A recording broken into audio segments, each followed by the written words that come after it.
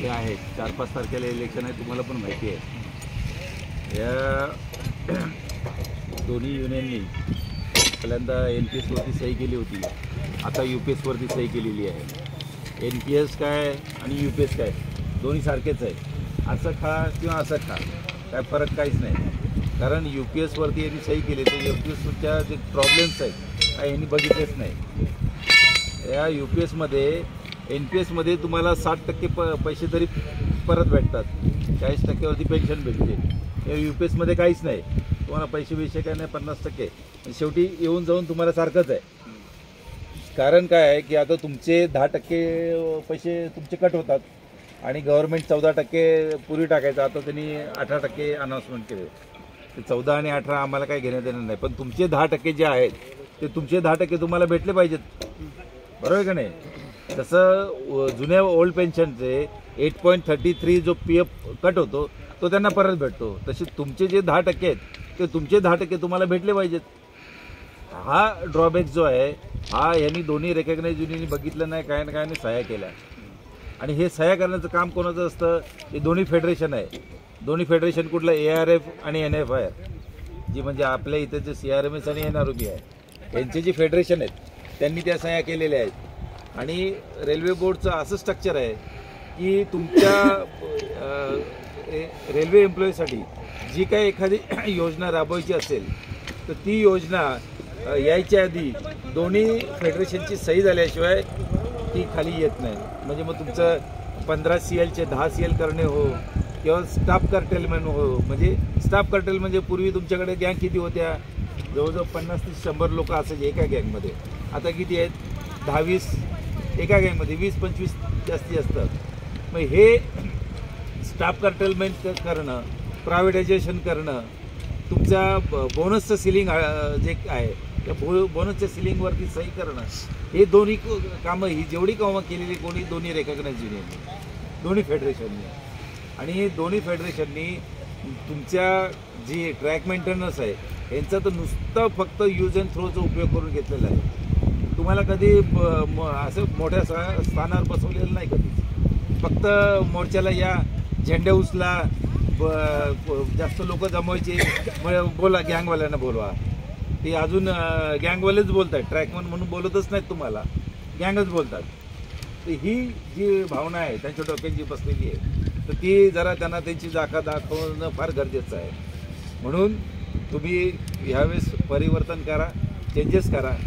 आपण ही जुनी पेन्शन योजना आपण घेऊन येणार म्हणजे येणार आहे. आता समजा या 4 किंवा 5 तारखेला तुम्ही मतदान केलं आणि ह्या दोन्ही रेकग्नाइज युनियन समजा निवडून आल्या तर सगळ्यांना काय वाटणार आहे की ही जी 60-70% NPSमधली जनता आहे त्यांना सगळ्यांना हे NPS पसंत आहे म्हणून ह्या दोघांना निवडून दिलं. आलं का लक्षात, या तुम्हाला पसंत आहे म्हणून या दोघांना निवडून दिलं.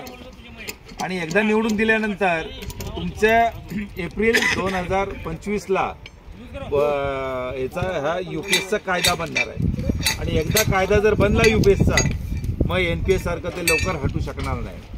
म्हणून मग विरोध आत्ताच तुम्हाला दर्शवला पाहिजे. या 4 आणि 5 तारखेला जर ह्या दोन्ही रेकग्नाइज युनियनला जर तुम्ही नाही निवडून दिलं तर आपोआप विरोध दर्शवला जाईल आणि ह्या UPSसाठी आपण भांडू शकू.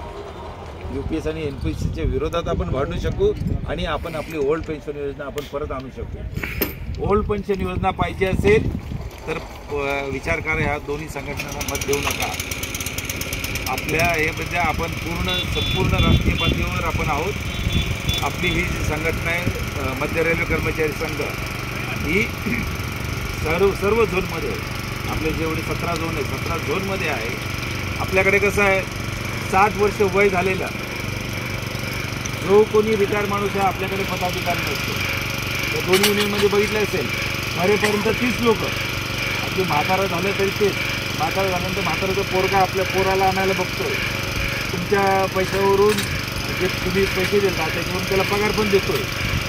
हे जे काय सगळं आहे ते आता सगळं तुम्हाला सगळं समजतं. आता जे सगळ्या जनतेला सगळं समजतं काय. आता बाकीची पण लोक आहेत मरेपर्यंत तेच राहणार. आपल्याकडे हे आहे की आपण 60 वर्ष वय झाल्यानंतर कोणी पदावरती राहत नाही. दुसरी गोष्ट, आपण कुठल्याही व्यक्तीचा जयजयकार करत नाही. म्हणजे आता मी जनरल सेक्रेटरी आहे म्हणून माझ्या नावाचं जय जयकार कोण करत नाही. मी उमेश माडिक तुम आगे बढो हम तुम्हारे साथ आहे, उमेश माडिक लाल सलाम नाव घेऊन कोणी आपल्याकडे जय जयकार केलं जातं. आपल्याकडे फक्त जय जयकार केलं भारत माता तिथे वंदे मातरम आणि आपल्या संघटनेचं जय जयकार हे माझे जिंदाबाद. बाकी पर्सनल व्यक्तीचा आपण पुढे जय जयकार केला जातो हे आपले विशेष आहेत. तर बघा यावेळेस विचार करा, यावेळेस परिवर्तन आणा. सगळ्या आता मी झोनमध्ये दिसतोय, सगळ्या झोनमध्ये जेवढे ट्रॅकमन भाई आहेत आपले त्यांनी तर सगळ्यांनी ठरवलेलं आहे की आम्ही ह्या दोन्ही रेखांना युनियनला देणार नाही. कारण ह्यांनी दोघांनी आमचं वाटोळं करून ठेवलेलं आहे. ही मेन जी आहे जी आता तुम्हाला प्रमोशन्स आहेत, NDC ओपन टू ऑल आहे, ते काय त्याच्यावरती प्रश्न काढतच नाही आहेत. हे सगळे जे काही प्रश्न आहेत तुमचे सोडवण्यासाठी आम्ही आमच्या जे ट्रॅकमन बाई आहेत ARTU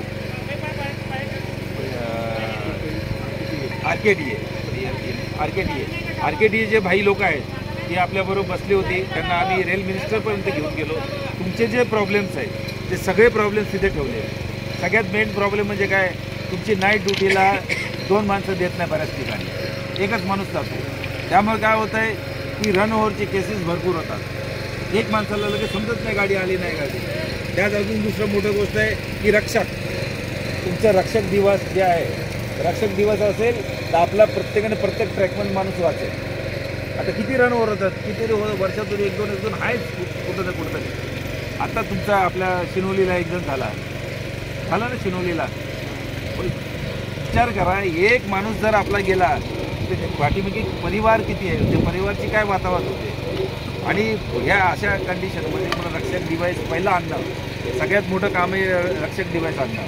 बाकी जे तुमचे अजून अशा 9 मागण्या आहेत, त्या 9 मागण्या पूर्ण करायचं आश्वासन आपण दिलेलं आहे. परत OPS आणणं हे सुद्धा आमचं कर्तव्य आहे. ह्यावेळेस लक्षात ठेवा, परिवर्तन करा.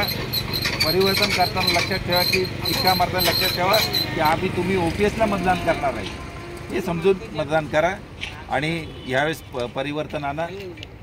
धन्यवाद. नमस्कार. भारत माता की जय.